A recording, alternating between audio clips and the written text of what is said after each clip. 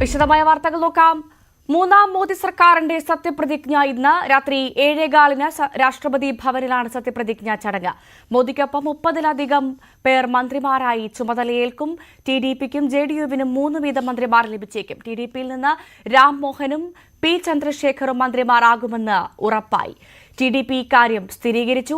Janasena party നേതാവ് പവൻ കല്യാൺ മന്ത്രിസഭയിൽ ചേരണമെന്ന താൽപര്യം പ്രധാനമന്ത്രി അറിയിച്ചതായാണ് സൂചന. ചടങ്ങിൽ വിവിധ രാഷ്ട്രത്തലവന്മാരും പങ്കെടുക്കും. സത്യപ്രതിജ്ഞ ചടങ്ങിന് മുൻപായി രാജ്ഘട്ടിലും വാജ്പേയി സമാധിയിലും ദേശീയ യുദ്ധ സ്മാരകത്തിലും മോദി പുഷ്പാർച്ചന നടത്തി.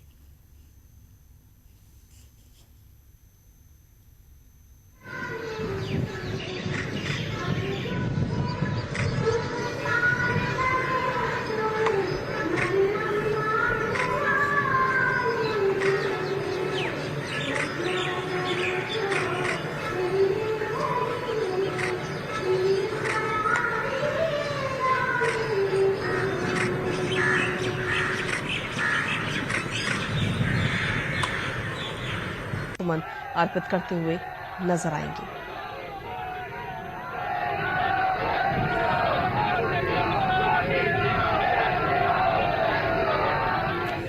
രാഗേഷ് നാഷണൽ ഡെസ്കിൽ നിന്നും വിവരങ്ങൾ ചേരും. 8000-ലധികം ക്ഷണിതാക്കളുണ്ട്, വിവിധ രാഷ്ട്ര തലവന്മാരുണ്ട്. പക്ഷെ അപ്പോഴും ഈ സമയത്തും സസ്പെൻഡ് തുടരുകയാണ്. ആരൊക്കെയാണ് മന്ത്രിസഭയിലേക്ക്, എത്ര പേരുണ്ട്, ആർക്കൊക്കെയായിരിക്കും പ്രധാന പദവികൾ എന്ന സസ്പെൻസ് ഇപ്പോഴും തുടരുന്നു അല്ലേ?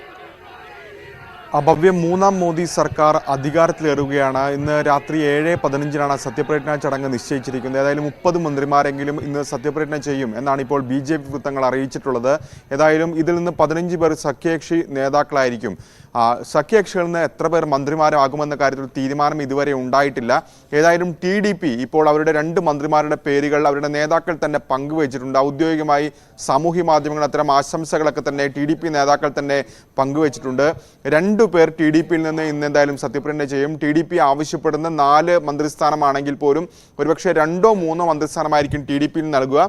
അതിൽ തന്നെ ഇന്ന് 2 പേരായിരിക്കും സത്യപ്രതിജ്ഞ ചെയ്യുക എന്ന സൂചനകൾ കൂടി പുറത്തു വരുന്നുണ്ട്. അതായത് TDPയിൽ നിന്ന് ഇന്ന് സത്യപ്രതിജ്ഞ ചെയ്യുന്ന ഒന്ന് രാംമോഹൻ നായിഡു. ഒപ്പം തന്നെ രാംമോഹൻ നായിഡു നിലവിൽ TDPയുടെ ലോക്സഭാ കക്ഷി നേതാവാണ്. അദ്ദേഹം ഇന്ന് മന്ത്രിയാകുമെന്ന് ഉറപ്പായിരിക്കുന്നു. ഒപ്പം തന്നെ പി ചന്ദ്രശേഖർ, അദ്ദേഹം ഈ സഭയിലെത്തിയാത്ത അല്ലെങ്കിൽ ലോക്സഭയിലേക്ക് മത്സരിച്ച സ്ഥാനാർത്ഥികളിലെ ഏറ്റവും സമ്പന്നന്മാരിൽ ഒരാൾ കൂടിയാണ്. അപ്പോൾ ഈ 2 പേരായിരിക്കും ഇന്ന് TDPയിൽ നിന്ന് സത്യപ്രതിജ്ഞ ചെയ്യുക. ഇതിൽ രാംമോഹന് ക്യാബിനറ്റ് മന്ത്രിസ്ഥാനം നൽകും എന്നാണ് ഇപ്പോൾ TDP അറിയിക്കുകയും ചെയ്തിട്ടുള്ളത്. JDUവിൽ നിന്ന് ഇന്ന് 2 പേർ സത്യപ്രതിജ്ഞ ചെയ്യും. ഒരു ക്യാബിനറ്റ് മന്ത്രി, ഒപ്പം തന്നെ ഒരു സഹമന്ത്രി എന്നിവരായിരിക്കും ഇന്ന് സത്യപ്രതിജ്ഞ ചെയ്യുക. ഏതായാലും JDUവിൻ്റെ മുൻ അധ്യക്ഷൻ കൂടിയായ ലലൻ സിംഗിൻ്റെ പേര് മന്ത്രിസ്ഥാനത്തേക്ക് പരിഗണിക്കുന്നുണ്ട്. ഒപ്പം മറ്റ് ചില പേരുകൾ കൂടിയുള്ളത് ഒന്ന് സഞ്ജയ് ജ, മറ്റൊന്ന് കർപ്പൂരി താക്കൂറിൻ്റെ മകൻ രാംനാഥ് താക്കൂർ, അദ്ദേഹത്തിൻ്റെ പേരും മന്ത്രിസ്ഥാനത്തേക്ക് പരിഗണിക്കുന്നുണ്ട്. BJPയിൽ നിന്ന് ഏതായാലും രാജ്നാഥ് സിംഗ്, അമിത്ഷാ തുടങ്ങിയവർ മന്ത്രിസ്ഥാനത്തെത്തുമെന്ന് ഉറപ്പായിട്ടുണ്ട്. അമിത്ഷാ, നേരത്തെ ചില റിപ്പോർട്ടുകളുണ്ടായിരുന്നു അമിത്ഷാ വീണ്ടും ദേശീയ അധ്യക്ഷ സ്ഥാനത്തേക്ക് മാറിയേക്കും എന്ന റിപ്പോർട്ടുകളുണ്ടായിരുന്നെങ്കിൽ പോലും അമിത്ഷാ മന്ത്രിസഭയിലേക്ക് വരും എന്ന് തന്നെയാണ് ഇപ്പോൾ പുറത്തു വരുന്ന സൂചനകൾ, അല്ലെങ്കിൽ ലഭ്യമാകുന്ന സൂചനകൾ. JP നഡ്ഡയും ഒരുപക്ഷെ മന്ത്രിസഭയിൽ എത്താൻ തന്നെയാണ് സാധ്യത. ഒപ്പം നിതിൻ ഗഡ്കരിയും, കഴിഞ്ഞ തവണ ഉപരിതല ഗതാഗതത്തിന് മന്ത്രിയായിരുന്ന നിതിൻ ഗഡ്കരിക്കും മന്ത്രിസ്ഥാനം ലഭിച്ചേക്കും. പീയൂഷ് ഗോയൽ, അശ്വിനി വൈഷ്ണവ് തുടങ്ങിയവർ മൂന്നാം സർക്കാരിൻ്റെയും ഭാഗമായിരിക്കുമെന്നാണ് ഇപ്പോൾ BJP വൃത്തങ്ങൾ അറിയിച്ചിട്ടുള്ളത്. ഒപ്പം ചിരാഗ് പാസ്വാൻ, LJPയുടെ നേതാവാണ്, ചിരാഗ് പാസ്വാനും ഇന്ന് സത്യപ്രതിജ്ഞ ചെയ്തേക്കും. ഒപ്പം കുമാരസ്വാമി തുടങ്ങിയ നേതാക്കളുടെ വകുപ്പുകൾ സംബന്ധിച്ച് ധാരണയായിട്ടില്ലെങ്കിലും കുമാരസ്വാമി അടക്കമുള്ളവർ, JDSന്റെ നേതാവായ കുമാരസ്വാമി അടക്കമുള്ളവർ ഇന്ന് സത്യപ്രതിജ്ഞ ചെയ്യുമെന്നാണ് ഇപ്പോൾ അറിയിച്ചിട്ടുള്ളത്. ഏതായാലും 11:30 നിലവിലെ മന്ത്രിമാർക്ക്, അല്ലെങ്കിൽ ഇന്ന് സത്യപ്രതിജ്ഞ ചെയ്യാൻ പോകുന്ന മന്ത്രിമാർക്ക് ഒരു ചായ സൽക്കാരം പ്രധാനമന്ത്രി നരേന്ദ്രമോദി ഒരുക്കിയിട്ടുണ്ട്. 11:30 ഇത് നിശ്ചയിക്കുകയും ചെയ്തിട്ടുള്ളത്. അപ്പോൾ ഭൂരിഭാഗം നേതാക്കൾക്കും ഇതിനോടകം തന്നെ മന്ത്രിമാരാകും എന്ന് പറഞ്ഞുള്ള ഒരു ഫോൺ കോൾ എത്തിയിട്ടുണ്ട് എന്നാണ് ഇപ്പോൾ മനസ്സിലാക്കാൻ സാധിക്കുന്നത്. 11:30 ഏതായാലും പ്രധാനമന്ത്രി ഇവരുമായി കൂടിക്കാഴ്ച നിശ്ചയിക്കുകയും ചെയ്തിട്ടുണ്ട്. അതിനു മുമ്പായി രാഷ്ട്രപതി ഭവന് ഈ പട്ടിക കൈമാറാനാണ് സാധ്യത. സാധാരണഗതിയിൽ സത്യപ്രതിജ്ഞയ്ക്ക് മുമ്പ് തന്നെ ഈ മന്ത്രിമാരായി സത്യപ്രതിജ്ഞ ചെയ്തവരുടെ പട്ടിക കൈമാറാറുണ്ട്. അപ്പോൾ ഇന്ന് 10 മണിയോടുകൂടി തന്നെ ഒരുപക്ഷെ ഈ പട്ടിക കൈമാറാനാണ് നിലവിലെ സാധ്യത. ഏതായാലും രാഷ്ട്രപതി ഭവൻ ഒരുങ്ങിക്കഴിഞ്ഞു സത്യപ്രതിജ്ഞാ ചടങ്ങുകൾക്കായി. 7:15 ഏതായാലും ഈ ചടങ്ങ് നിശ്ചയിച്ചിരിക്കുന്നത്. ഭവ്യ. ശരി, നന്ദി. ER രാകേഷാണ് വിശദമായ വിവരങ്ങൾ നാഷണൽ ഡെസ്കിൽ നിന്നും പങ്കുവച്ചത്. കേരള BJPയും വലിയ ആഘോഷത്തിലാണ്. സുരേഷ് ഗോപി ഉച്ചയോടെ തിരുവനന്തപുരത്ത് നിന്ന് ഡൽഹിയിലേക്ക് തിരിച്ചേക്കുമെന്നാണ് സൂചനകൾ. സുരേഷ് ഗോപിക്ക് ക്യാബിനറ്റ് പദവി നൽകിയേക്കും എന്നാണ് BJP കേന്ദ്ര നേതൃത്വം നൽകുന്ന സൂചന. ഡാൻ കുര്യൻ വിശദാംശങ്ങളുമായി ചേരും. ഡാൻ, എന്തായാലും സുരേഷ് ഗോപിയുടെ കാര്യത്തിൽ വലിയ സസ്പെൻസ് ആണ് എപ്പോഴും BJP കേന്ദ്ര നേതൃത്വങ്ങൾ ഒരുക്കാറുള്ളത്. ആ സസ്പെൻസ് എന്നും ഉണ്ടാകും. അദ്ദേഹം കേന്ദ്രമന്ത്രിയാകുമെന്ന സൂചനകളൊക്കെ വരുന്നുണ്ട്.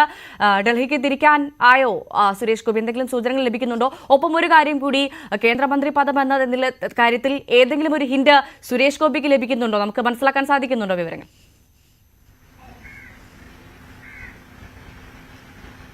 ഭവ്യ, തൃശൂരിലൂടെ കേരളത്തിൽ ആദ്യമായി ലോക്സഭയിൽ അക്കൌണ്ട് തുറക്കാനായതിന്റെ ആവേശവും അഭിമാനവുമുണ്ട് BJPക്ക്. അതുകൊണ്ട് തന്നെയാണ് സുരേഷ് ഗോപിക്ക് അർഹമായ പ്രാതിനിധ്യം ക്യാബിനറ്റിൽ ഉണ്ടായേക്കുമെന്ന സൂചനകൾ ആദ്യഘട്ടം മുതൽ തന്നെ സർക്കാർ രൂപീകരണവുമായി ബന്ധപ്പെട്ട ചർച്ചകൾ പുരോഗമിക്കുമ്പോൾ തന്നെ പുറത്തുവരുന്ന സാഹചര്യം ഉണ്ടായത്. എന്തായാലും സുരേഷ് ഗോപിക്ക് കേന്ദ്രമന്ത്രി പദം തന്നെ ലഭിച്ചേക്കും, ക്യാബിനറ്റ് പദവി തന്നെ ലഭിച്ചേക്കും എന്ന തരത്തിലുള്ള സൂചനകളാണ് BJP കേന്ദ്രങ്ങളിൽ നിന്ന് ലഭിക്കുന്നത്. പക്ഷേ അദ്ദേഹം എപ്പോഴാണ് ഡൽഹിയിലേക്ക് എത്തുക, എന്താണ് അദ്ദേഹം പുറപ്പെടുന്നതിന് കാലതാമസം എന്ന കാര്യത്തിൽ ഇപ്പോഴും ഒരു വ്യക്തതയില്ല. കാരണം ഇന്ന് പുലർച്ചെ 6 മണിക്ക് അദ്ദേഹം ഡൽഹിയിലേക്ക് തിരിക്കും ആഭ്യന്തര ടെർമിനലിൽ നിന്ന് എന്ന സൂചനകളായിരുന്നു ഇന്നലെ രാത്രി വരെ ഉണ്ടായിരുന്നത്. പുലർച്ചെ 6 മണിയോടെ തന്നെ മാധ്യമപ്രവർത്തകരുടെ ഒരു നീണ്ട നിര വിമാനത്താവളത്തിലെത്തി കാത്തുനിൽക്കുകയായിരുന്നു. 6 മണിയുടെ ഫ്ലൈറ്റിന് അദ്ദേഹം പുറപ്പെട്ടില്ല. പിന്നീട് 8:30-ക്കായിരുന്നു അടുത്ത ഫ്ലൈറ്റ് ഡൽഹിക്കുണ്ടായിരുന്നത്. ആ വിമാനത്തിലും സുരേഷ് ഗോപി ഉണ്ടായിരുന്നില്ല. പിന്നീട് 8:40 കണക്ഷൻ ഫ്ലൈറ്റിന് അദ്ദേഹം എത്തുമെന്ന പ്രതീക്ഷയിൽ വീണ്ടും മാധ്യമപ്രവർത്തകർ കാത്തുനിന്നു. ആ ഫ്ലൈറ്റിലും സുരേഷ് ഗോപി പോയില്ല. ഇനി ഡൽഹിയിലേക്കുള്ള വിമാനം 12:15 തിരുവനന്തപുരത്ത് നിന്ന്. തീർച്ചയായും അവിടെയാണ് സൂചിപ്പിച്ചതുപോലെ ഇനി ഡൽഹിയിലേക്കുള്ള വിമാനം 12:15. പക്ഷെ ആ സമയത്ത് ഒരു സംശയം ഉള്ളത് എന്താണെന്ന് വെച്ചാൽ, അല്ലെങ്കിൽ ഒരു 11:30 കൂടിയാണ് കേന്ദ്രം നിയുക്ത മന്ത്രിമാർക്കുള്ള ചായ സൽക്കാരം BJPയുടെ ഭാഗത്തു നിന്ന് ഉണ്ടാകുന്നതാണ് സൂചനകൾ ലഭിക്കുന്നത്. അങ്ങനെ ആ ചായ സൽക്കാരം 11:30-ക്കാണെങ്കിൽ സുരേഷ് ഗോപി ഇവിടുന്ന് 12:20 ഫ്ലൈറ്റിന് 12:30 ഫ്ലൈറ്റിന് പോവുകയാണെങ്കിൽ അദ്ദേഹം മന്ത്രിപദത്തിലേക്കില്ല എന്നുള്ള സൂചനകളാണോ അത് നൽകുന്നത്? എന്തെങ്കിലും വിവരങ്ങൾ ഡാന് ലഭിച്ചിട്ടുണ്ടോ?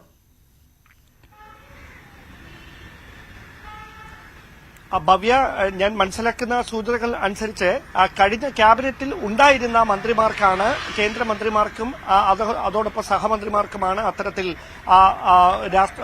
പ്രധാനമന്ത്രിയുടെ ഔദ്യോഗിക വസതിയിൽ ഇത്തരത്തിൽ ചായ സൽക്കാരം നടത്തുന്നത് എന്നാണ് സൂചന. ഒരുപക്ഷെ രാവിലെ തന്നെ രാഷ്ട്രപതിക്ക് ഈ ലിസ്റ്റ് കൈമാറുമെന്ന കാര്യം ER രാകേഷ് തന്നെ നേരത്തെ സൂചിപ്പിച്ചിട്ടുണ്ട്. അങ്ങനെയാണെങ്കിൽ കൈമാറുന്ന പട്ടികയിൽ സുരേഷ് ഗോപിയുടെ പേരുണ്ടാകുമോ എന്നതാണ് നിർണായകമായിട്ടുള്ള കാര്യം. അതിനപ്പുറത്തേക്ക് സുരേഷ് ഗോപി കൃത്യമായി കഴിഞ്ഞ ദിവസം തന്നെ ഡൽഹിയിലേക്ക് എത്തേണ്ട സാഹചര്യമുണ്ടായിരുന്നു. അങ്ങനെ ഡൽഹിയിലേക്ക് പ്രധാനമന്ത്രി നരേന്ദ്രമോദിയും അമിത്ഷായും സുരേഷ് ഗോപിയെ വിളിപ്പിച്ചത് അദ്ദേഹത്തിന് കേന്ദ്രമന്ത്രിസഭയിൽ ഇടം നൽകിയേക്കും എന്ന സൂചനകളുടെ ആക്കം കൂട്ടുന്ന ഒരു പശ്ചാത്തലവുമുണ്ടായി. അതുകൊണ്ട് തന്നെയാണ് സുരേഷ് ഗോപി ക്യാബിനറ്റിൽ ഉണ്ടാകും എന്ന തരത്തിലുള്ള സൂചനകൾ ബലപ്പെടുന്ന ഒരു സാഹചര്യമുണ്ടായതും. എന്തായാലും കേരളത്തിൽ ആദ്യമായി ഈ ലോക്സഭാ തെരഞ്ഞെടുപ്പിൽ തൃശൂരിലൂടെ അക്കൌണ്ട് തുറക്കുന്ന ഒരു സാഹചര്യം അത് സുരേഷ് ഗോപിയിലൂടെ സാധിച്ചിരിക്കുന്നു. അദ്ദേഹത്തിന് വലിയ ഭൂരിപക്ഷം ഉണ്ടായിരിക്കുന്നു. മാത്രവുമല്ല, സുരേഷ് ഗോപിക്ക് ക്രൈസ്തവ ന്യൂനപക്ഷങ്ങളുടെ വോട്ടുകളും ഗണ്യമായി തന്നെ അവിടെ ലഭിച്ചിട്ടുണ്ട് എന്നാണ് BJP നേതൃത്വത്തിന്റെ വിലയിരുത്തൽ. സ്വാഭാവികമായി സുരേഷ് ഗോപിക്ക് കേന്ദ്രമന്ത്രിസഭയിൽ ഇടം നൽകുന്നതിലൂടെ ഈ ക്രൈസ്തവ സഭകളുടെ അടക്കം വിശ്വാസം ആർജിച്ചെടുക്കാൻ കഴിയുമെന്നൊരു വിലയിരുത്തൽ കൂടി BJP കേന്ദ്രങ്ങൾക്കുണ്ട്. അതുകൊണ്ട് തന്നെയാണ് വരാനിരിക്കുന്ന നിയമസഭാ തെരഞ്ഞെടുപ്പ് കൂടി മുന്നിൽ കണ്ടുകൊണ്ട് കൃത്യമായി സുരേഷ് ഗോപിയെ കേന്ദ്രമന്ത്രിസഭയിൽ ഉൾപ്പെടുത്തിയേക്കുമെന്ന കൃത്യമായ സൂചനകൾ പുറത്തു വന്നുകൊണ്ടിരുന്നത്. എന്തായാലും ലഭ്യമാകുന്ന സൂചനകൾ പ്രകാരം സുരേഷ് ഗോപിക്ക് അർഹമായ പരിഗണന തന്നെ കേന്ദ്രമന്ത്രിസഭയിൽ ഉണ്ടായേക്കും എന്ന് തന്നെയാണ്. തീർച്ചയായും അതാണ് സാഹചര്യം. എന്തായാലും കേരള BJPക്കും വലിയ ആഘോഷത്തിന്റെ ദിവസമാണ്. അത് മാത്രമല്ല, V മുരളീധരൻ അടക്കമുള്ളവർ സംഘടനാ നേതൃത്വത്തിലേക്കാണോ എത്തുക, അല്ലെങ്കിൽ മന്ത്രിപദം ഉണ്ടാകുമെന്ന ചോദ്യങ്ങളടക്കം ബാക്കി നിൽക്കുന്നുണ്ട്. ഡാൻ കുര്യനാണ് വിശദമായ വിവരങ്ങൾ പങ്കുവച്ചത്. തൃശൂരിന്റെ മാത്രം MP അല്ല, കേരളത്തിന്റെ MP ആണ് താണെന്ന് സുരേഷ് ഗോപി. കേന്ദ്രമന്ത്രിയാകണോ എന്ന് തീരുമാനിക്കേണ്ടത് കേന്ദ്ര നേതൃത്വമാണ്. 2025 കേരളത്തിൽ എയിംസ് വരുമെന്നും എയിംസിന് യോഗ്യമായ സ്ഥലത്തെക്കുറിച്ച് 2016 തന്നെ മുഖ്യമന്ത്രി പിണറായി വിജയനോട് സംസാരിച്ചിട്ടുണ്ടെന്നും ശ്രീ പത്മനാഭസ്വാമി ക്ഷേത്രത്തിൽ ദർശനം നടത്തിയ ശേഷം സുരേഷ് ഗോപി ന്യൂസ് 8 പറഞ്ഞു. തൃശൂർ തെരഞ്ഞെടുത്തയച്ച് MP-മാർ പ്രവർത്തനം ചെയ്തതുമായി ഒരു തുലനം സൃഷ്ടിക്കണം. ആ തുലനം മറ്റ് 19 മണ്ഡലങ്ങളിലെയും വോട്ടർമാരുടെ മനസ്സിൽ വ്യതിചലനങ്ങൾ സൃഷ്ടിക്കണം. അതാണ് ഞാൻ അരാഷ്ട്രീയം കൊണ്ടുദ്ദേശിച്ചത്. പ്രാപ്തി അളക്കണം, പാർട്ടിയുടെ പ്രാപ്തിയല്ല. അവരുടെ മുന്നിൽ അവതരിപ്പിക്കപ്പെടുന്ന വ്യക്തികൾ സ്ഥാനാർത്ഥികളെന്ന് പേരിട്ട് വിളിക്കുമെങ്കിൽ അവരുടെ പ്രാപ്തി അളന്ന് മണ്ണിന് ഗുണം ചെയ്യുന്നവന്, അവരുടെ ജീവിതത്തിലേക്ക് ഗുണമാകുന്ന തരത്തിൽ വളർച്ച കൊണ്ടുവരുന്നവരെ തിരഞ്ഞെടുക്കാൻ സാധിക്കണം. അതാണ് എൻ്റെ രാഷ്ട്രീയം. ഈ MP ആയതിനു ശേഷം പ്രഥമ പരിഗണനാ വിഷയം എന്താണ് സർ? ഞാൻ പറഞ്ഞല്ലോ, ഞാൻ തൃശ്ശൂരിന് വേണ്ടി മാത്രം ഒതുങ്ങില്ല. ഞങ്ങൾക്കറിയാം തൃശ്ശൂരിന്റെ മാത്രം MP ആയിരിക്കില്ല, കേരളത്തിന്റെ MP ആയിരിക്കും. ആദ്യത്തെ ശ്രമം അടുത്ത ബഡ്ജറ്റിൽ, ഇപ്പം ഒരു ബഡ്ജറ്റ് വരും, ഇന്ററിം ബഡ്ജറ്റിലേ വന്നുള്ളൂ, അതിൽ ശക്തമായി ഉന്നയിക്കും. 2025 ഫെബ്രുവരി മാസം വരുന്ന ബഡ്ജറ്റിൽ കേരളത്തിലെ എയിംസിന് യോഗ്യമായ സ്ഥലം 2016 ശ്രീ പിണറായി വിജയനോട് പറഞ്ഞിട്ടുണ്ട്. ആ സ്ഥലം ഏറ്റെടുത്ത് തരികയാണെങ്കിൽ അവിടെ എയിംസ് വരും. പുതിയ കേന്ദ്രമന്ത്രിയാണെന്നുള്ള സൂചനകളൊക്കെ അതൊക്കെ എൻ്റെ നേതാക്കന്മാർ പറയും. ഈ പ്രധാനമന്ത്രി നരേന്ദ്രമോദിയായിട്ടുള്ള അടുത്ത ബന്ധം വലിയ തരത്തിൽ ചർച്ച ചെയ്യും. അദ്ദേഹവും അമിത്ഷാജിയും ഇപ്പൊ നഡ്ഡാജിയും അവരെല്ലാം ചേർന്ന് പറയും. അതുവരെ ഞാൻ ഒന്നും പറയാൻ പാടില്ല. ഞാൻ പറഞ്ഞ എനിക്ക് 10 വകുപ്പുകളുടെയെങ്കിലും ഏകോപനം കേരളത്തിലേക്ക്, കേരളത്തിന്റെ അനിവാര്യതയായ 10 വകുപ്പുകളുടെ ഇടപെടലല്ല, പെനട്രേഷൻ ആവശ്യമുണ്ട്. ആ പെനട്രേഷൻ 10 വകുപ്പുകളിൽ നിന്ന് 5 മന്ത്രിമാർ വഴിയാണ് വരുന്നതെങ്കിൽ ആ 5 മന്ത്രിമാരെയും എനിക്കിവിടെ നിരന്തരം കൊണ്ടുവന്ന് ഈ അത്യാവശ്യകതയുടെ വലിപ്പം, ആഘാതം, അതിൻ്റെ ഭാരം എത്രയാണെന്ന് ധരിപ്പിച്ച് ഒരു 3 വർഷം കൊണ്ട് അത് തിരുത്തുമാറ് പുതിയ വ്യാഖ്യാനങ്ങൾക്ക്, വികസനത്തിൻ്റെ വ്യാഖ്യാനം എന്ന് പറയുമ്പോൾ സിമൻറ്റും കമ്പിയും കട്ടയും കല്ലും ഒന്നുമല്ല, അതിനപ്പുറം ഒരു വികസനമുണ്ട്. അത് കൊണ്ടുവന്ന് സാധ്യമാക്കുന്നതിന് വേണ്ടുന്ന ഇടപെടൽ, അതിനൊരു കോ ആക്ടർ അല്ലെങ്കിൽ ഒരു കറ്റാലിസ്റ്റായിട്ട് വർക്ക് ചെയ്യണമെന്ന് തന്നെയാണ് എൻ്റെ ആഗ്രഹം. പരിഹസിച്ചവർക്കും വിമർശിച്ചവർക്കും ഒരു മറുപടിയല്ലേ ഈ വിജയം? അവരൊക്കെ സമാധാനമായിട്ട് ഇനി ഒരു 10-25 വർഷം കിടന്നുറങ്ങട്ടെ. സുരേഷ് ഗോപിയുടെ പ്രതികരണമാണ് കണ്ടത്.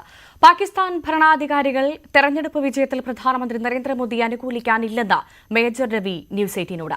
പാകിസ്ഥാൻ വെടിനിർത്തൽ കരാർ ലംഘിക്കുന്ന ഘട്ടങ്ങളിലെല്ലാം കൃത്യമായി തിരിച്ചടിക്കാൻ ആഹ്വാനം ചെയ്ത പ്രധാനമന്ത്രിയാണ് നരേന്ദ്രമോദി. അതുകൊണ്ട് തന്നെ മോദിയുടെ വിജയത്തിൽ പാകിസ്ഥാന് സന്തോഷമുണ്ടാകില്ല എന്നും BJP സംസ്ഥാന ഉപാധ്യക്ഷൻ കൂടിയായ മേജർ രവി പ്രതികരിച്ചു. അവരെന്നും ടെററിസം കൊണ്ട്, നമ്മൾ ഈ 10 വർഷം മോദിജി ഭരിക്കുന്നതിന് മുന്നേ വരയ്ക്കും ഇവിടെ ടെററിസം പൂന്ത് വിളയാടുമായിരുന്നു. പൂന്ത് വിളയാടുന്ന സമയത്ത് പലപ്പോഴും നമ്മൾ റിട്ടാലിയേറ്റ് ചെയ്യാത്തതായിട്ടുള്ള ചരിത്രങ്ങളുണ്ട് നമുക്ക്. പാകിസ്ഥാൻ ഇവിടെ വന്ന് പട്ടാളക്കാരുടെ തല വെട്ടിയിട്ട് പോയിട്ട് തിരിച്ചു പോയിട്ട് അവിടെ പോയിട്ട് നമ്മൾ എന്തെങ്കിലും ചെയ്തു കഴിഞ്ഞാൽ പോലും അതിനെപ്പോലും പബ്ലിക് ചെയ്യരുത്, അല്ലെങ്കിൽ അവരോട് യാതൊരു വിധത്തിലുള്ള പ്രശ്നങ്ങൾ ഉണ്ടാക്കരുത് എന്ന് പറഞ്ഞിരുന്ന ഒരു കാലമുണ്ടായിരുന്നു. ആ കാലം മാറിയിട്ട് കഴിഞ്ഞ 10 വർഷമായിട്ട് നീ ഒന്നടിച്ച് ഞാൻ നിൻ്റെ 100 എടുക്കൂടാ എന്ന് പറയുന്ന ഒരു പ്രൈം മിനിസ്റ്ററും ഗവൺമെൻറ്റുമാണ് നമുക്കുണ്ടായിരുന്നത്. അത് നമ്മൾ കണ്ടുകൊണ്ടിരിക്കുകയായിരുന്നു. അതിനിവിടെ പലരും ചോദ്യം ചെയ്തതായിരിക്കും. അത് നിങ്ങൾ ചോദ്യം ചെയ്യുന്നത് നിങ്ങളുടേതായിട്ടുള്ള ആ ഒരു സ്റ്റാൻഡിങ്ങിന് വേണ്ടിയിട്ട് മാത്രമായിരിക്കും. You are just saying for the sake of it, because നിങ്ങൾക്കറിയാം യെസ് ഈ ഗവൺമെൻറ് ചെയ്തിട്ടുണ്ട്, ഇവിടുത്തെ പട്ടാളക്കാർ അത് ചെയ്തിട്ടുണ്ട് എന്നുള്ളത്. അപ്പം അങ്ങനെ നോക്കുമ്പോൾ പാകിസ്ഥാന് ഒരിക്കലും മനസ്സ് തുറന്നുകൊണ്ട് ഇന്ത്യയെ പ്രശംസിക്കാൻ പറ്റില്ല. ക്രൈസ്തവ വോട്ടുകൾ BJPക്ക് കിട്ടിയത് തൃശൂരിൽ മാത്രമെന്ന് വി മുരളീധരൻ. അല്ലെങ്കിൽ പത്തനംതിട്ട, എറണാകുളം, കോട്ടയം മണ്ഡലങ്ങളിൽ നേട്ടമുണ്ടാകുമായിരുന്നു. തീരദേശ ക്രിസ്ത്യൻ ജനത BJPക്ക് വോട്ട് ചെയ്യാൻ തയ്യാറായില്ലെന്ന് തിരുവനന്തപുരം തോൽവി തെളിയിക്കുന്നു. News 18 senior editor Manjush Gopal നടത്തിയ അഭിമുഖത്തിലാണ് വി മുരളീധരൻ ഇക്കാര്യം പ്രതികരിച്ചത്. തൃശ്ശൂർ മറ്റൊരു കാര്യമുണ്ടായിരുന്നു. തൃശ്ശൂരിൽ ഇപ്പോൾ BJPക്ക് ആത്യന്തികമായി പറയുകയാണെങ്കിൽ ഒരു ഹൈന്ദവ പാർട്ടി എന്നുള്ള ഇമേജ് ഇപ്പോഴും BJPക്ക് ഉണ്ട്, സംശയമില്ലാത്ത കാര്യമാണല്ലോ. അപ്പോൾ അതിൽ ഈ ന്യൂനപക്ഷങ്ങൾ എന്ന വിഭാഗത്തിൽപ്പെടുന്നവർ, അതിൽ ക്രൈസ്തവരുമുണ്ട്, മുസ്ലിം സമുദായത്തിൽപ്പെട്ടവരുമുണ്ട്. അതിൽ ഈ തൃശ്ശൂരിൽ ക്രൈസ്തവരുടെ വോട്ടുകൾ അതിനിർണായകമായ ഒന്നായിരുന്നു. പക്ഷേ അവിടെ കൃത്യമായിട്ട് BJPക്ക് കടന്നു ചെല്ലാൻ കഴിഞ്ഞിട്ടുണ്ട് എന്ന വിലയിരുത്തൽ തൃശൂർ ഫലത്തിൽ നിന്ന് താങ്കൾക്ക് കിട്ടുന്നുണ്ടോ? ഒന്നാമത്തെ കാര്യം, ഈ നമ്മൾ ഈ ഹിന്ദു സമൂഹം എന്ന് പറഞ്ഞാൽ ഒരുമിച്ചുള്ള ഒരു കൺസോളിഡേറ്റഡ് സിംഗിൾ ബ്ലോക്ക് അല്ല എന്ന് പറയുന്നത് പോലെ മുസ്ലിം സമൂഹവും കൺസോളിഡേറ്റഡ് സിംഗിൾ ബ്ലോക്ക് അല്ല, ക്രൈസ്തവ സമൂഹവും കൺസോളിഡേറ്റഡ് സിംഗിൾ ബ്ലോക്ക് അല്ല. ക്രൈസ്തവ സമൂഹം കേരളത്തിന്റെ വിവിധ പ്രദേശങ്ങളിൽ വിവിധ വിഭാഗങ്ങളാണ്. ആ വിഭാഗങ്ങളിൽ തൃശ്ശൂരിലുള്ള ക്രൈസ്തവ സമൂഹവും ആറ്റിങ്ങലിലെ ക്രൈസ്തവ സമൂഹവും തിരുവനന്തപുരത്തെ ക്രൈസ്തവ സമൂഹവും ഒക്കെ വ്യത്യസ്തമാണ്. അപ്പോൾ തിരുവനന്തപുരത്തെ ക്രൈസ്തവ സമൂഹം, പ്രത്യേകിച്ച് തീരദേശ മേഖലയിലെ ക്രൈസ്തവ സമൂഹം ഇപ്പോഴും ഭാരതീയ ജനതാ പാർട്ടിയെ സ്വീകരിക്കാൻ തയ്യാറുള്ള ഒരു മാനസികാവസ്ഥയിലേക്ക് എത്തുന്നതിന് പല കാരണങ്ങളാൽ തടസ്സമുണ്ടായിട്ടുണ്ട് എന്നുള്ളതാണ് എനിക്ക് തോന്നിയത്. പക്ഷേ ഞാൻ ആ തൃശ്ശൂരിന്റെ ഉദാഹരണം വെക്കാം. ഇപ്പോൾ സുരേഷ് ഗോപി എന്ന വ്യക്തിയെ കൂടി അവിടെ നമുക്ക് പരിഗണിക്കണം. അദ്ദേഹം തൃശ്ശൂരിൽ ലോക്സഭാ തെരഞ്ഞെടുപ്പിലും നിയമസഭാ തെരഞ്ഞെടുപ്പിലും തോറ്റതിന് ശേഷം അവിടെ നിന്ന് അദ്ദേഹം ജോലിയെടുക്കുകയായിരുന്നു. അപ്പോൾ അദ്ദേഹം ഒരു റാപ്പോ അവിടെ ഉണ്ടാക്കിയെടുത്തു. ഈ പറയുന്ന ക്രൈസ്തവ സമൂഹത്തിനെ അട്രാക്ട് ചെയ്യുവാനായിട്ട് അദ്ദേഹത്തിന് കഴിഞ്ഞതിൽ ഏറ്റവും പ്രധാനപ്പെട്ട കാരണം അത് തന്നെയാണല്ലോ. കാരണം അദ്ദേഹത്തിന് ഈ ക്രൈസ്തവരുടെ ആവശ്യങ്ങൾ കേൾക്കാനുള്ള ഒരു മനസ്ഥിതിയുണ്ട്. അത് ഈ ക്രൈസ്തവ സമൂഹത്തിനുള്ള ആവശ്യങ്ങൾ നേരെ കേന്ദ്രത്തിൽ എത്തിക്കുവാനും പ്രധാനമന്ത്രിയെ ധരിപ്പിക്കുന്നതിനും ഇരുചെവി അറിയാതെ അല്ലെങ്കിൽ ഒരു പരസ്യമാക്കാതെ ആ കാര്യങ്ങൾ പരിഹരിക്കുന്നതിനുള്ള ശ്രമം അദ്ദേഹം നടത്തിയിട്ടുണ്ടാവണം. അതുകൊണ്ടാണല്ലോ അങ്ങനെ ഒരു വിശ്വാസം അദ്ദേഹത്തിന് ആർജിക്കാൻ കഴിഞ്ഞു. മറ്റിടങ്ങളിൽ അത് കഴിഞ്ഞില്ല എന്നാണ്. അങ്ങനെ വിശ്വാസം ആർജിച്ചിരുന്നുവെങ്കിൽ ആ സമൂഹം സ്വാഭാവികമായിട്ടും ബിജെപിക്ക് വോട്ട് ചെയ്തേനെ. അക്കാര്യത്തിൽ ശ്രീ രാജീവ് ചന്ദ്രശേഖറിന്റെ കഴിവ് ഒട്ടും കുറവാണെന്ന് എനിക്ക് തോന്നുന്നില്ല. കേരളത്തിലെ ക്രൈസ്തവ സമൂഹം പലപ്പോഴും പ്രധാനമന്ത്രി ഉൾപ്പെടെയുള്ള ബിജെപിയുടെ കേന്ദ്ര നേതാക്കന്മാരെ സമീപിച്ചിട്ടുള്ളത് എനിക്ക് നേരിട്ട് അറിയുന്നതാണ് ശ്രീ രാജീവ് ചന്ദ്രശേഖർ വഴിയാണ്.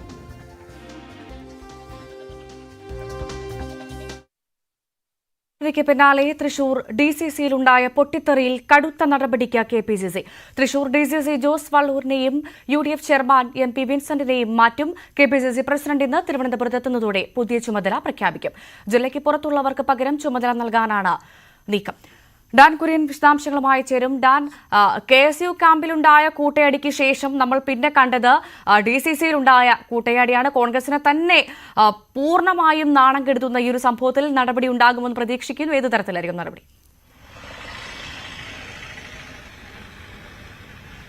ഭവ്യ, തൃശൂരിൽ K മുരളീധരന് നേരിടേണ്ടി വന്ന വലിയ പരാജയത്തിന് പിന്നാലെയാണ് പരാജയത്തിന്റെ കാരണക്കാരുടെ പേരിൽ പ്രത്യാരോപണങ്ങൾ DCC ഓഫീസിലെ കൂട്ടത്തലിലേക്ക് നയിച്ചത്. അത് പാർട്ടിക്ക് മുഴുവൻ സംസ്ഥാനത്താകെ അവമതിപ്പുണ്ടാക്കിയെന്ന വിലയിരുത്തലിന്റെ പശ്ചാത്തലത്തിലാണ് കടുത്ത നടപടിയിലേക്ക് KPCC കടക്കുന്നുവെന്ന സൂചനകൾ ലഭിക്കുന്നത്. എന്തായാലും കഴിഞ്ഞ ദിവസം തന്നെ അന്വേഷണ കമ്മീഷനെ ഈ പരാജയവുമായി ബന്ധപ്പെട്ട് പ്രഖ്യാപിച്ചേക്കും എന്ന സൂചനകൾ പുറത്തു വന്നിരുന്നു. അതിന് പിന്നാലെയാണ് DCC അധ്യക്ഷൻ ജോസ് വള്ളൂരിനും UDF ചെയർമാൻ MP വിൻസെന്റിനുമെതിരെ നടപടി ഉണ്ടായേക്കും എന്ന തരത്തിലുള്ള സൂചനകൾ പുറത്തുവരുന്നത്. അങ്ങനെയാണെങ്കിൽ ജില്ലയ്ക്ക് പുറത്തു നിന്നുള്ള ആരെങ്കിലും DCC അധ്യക്ഷനാകാനാണ് സാധ്യത. ബെന്നി ബെഹനാൻ, VK ശ്രീകണ്ഠൻ MP ഉൾപ്പെടെയുള്ളവരുടെ പേരുകൾ അവിടേക്ക് പറഞ്ഞു കേൾക്കുന്നുണ്ട്. എന്തായാലും KPCC അധ്യക്ഷൻ 11:30 ഡൽഹിയിൽ നിന്ന് തിരുവനന്തപുരത്ത് മടങ്ങിയെത്തും. അദ്ദേഹം KPCC ഓഫീസിൽ എത്തിയ ശേഷമായിരിക്കും മുതിർന്ന നേതാക്കളുമായി കൂടിയാലോചിച്ച് തൃശൂരിലെ പരാജയത്തിന് പിന്നാലെ ഉണ്ടായ കൂട്ടത്തല്ലിന്റെ പശ്ചാത്തലത്തിൽ കടുത്ത നടപടികളിലേക്ക് നീങ്ങുകയെന്നാണ് സൂചന. തീർച്ചയായും ഡാൻ കുര്യനാണ് വിവരങ്ങൾ പങ്കുവച്ചത്. സംസ്ഥാനത്ത് ഇന്ന് 2 ജില്ലകളിൽ ഓറഞ്ച് അലർട്ട്. കണ്ണൂർ, കാസർഗോഡ് ജില്ലകളിലാണ് ഓറഞ്ച് അലർട്ട് പ്രഖ്യാപിച്ചത്. 7 ജില്ലകളിൽ യെല്ലോ അലർട്ടുമുണ്ട്. ഐഷുത്തുൽ ഷംന വിവരങ്ങളുമായി ചേരും. ഷംന, എന്താണ് നിലവിൽ മഴയുടെ ഒരു സാഹചര്യം? എവിടെയൊക്കെയാണ് അലർട്ട് ഉള്ളത്? ഭവ്യ, ഇന്ന് കണ്ണൂർ, കാസർഗോഡ് ജില്ലകളിലാണ് ഓറഞ്ച് അലേർട്ട് ഉള്ളത്. ഒപ്പം 7 ജില്ലകളിൽ ഇന്ന് യെല്ലോ അലേർട്ട് ഉണ്ട്. എറണാകുളം, ഇടുക്കി, തൃശൂർ, പാലക്കാട്, മലപ്പുറം, കോഴിക്കോട്, വയനാട് ജില്ലകളിലാണ് ഇന്ന് യെല്ലോ അലേർട്ട് ഉള്ളത്. വരും ദിവസങ്ങളിൽ മഴ ശക്തമാകുമെന്ന് തന്നെയാണ് കാലാവസ്ഥാ കേന്ദ്രം നൽകുന്ന മുന്നറിയിപ്പ്.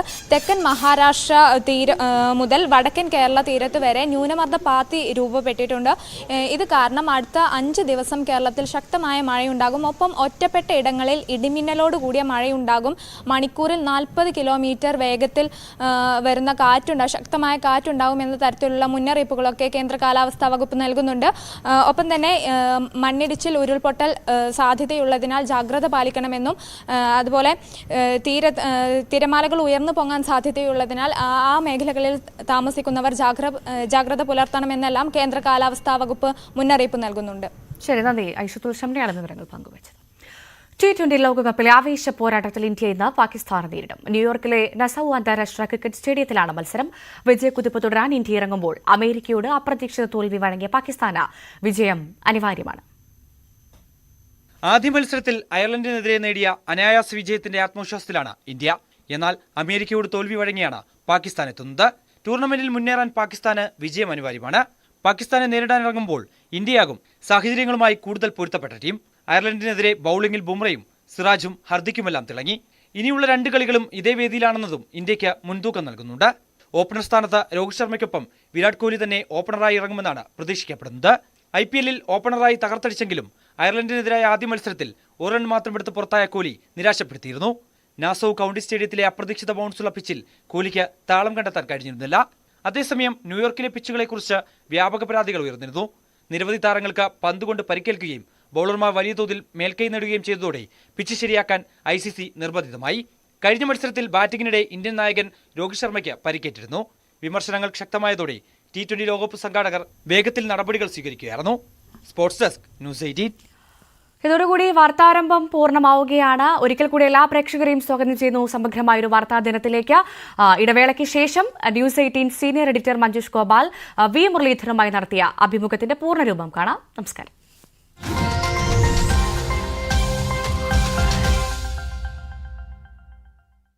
സമീപകാലത്തുള്ളത് ഏതായാലും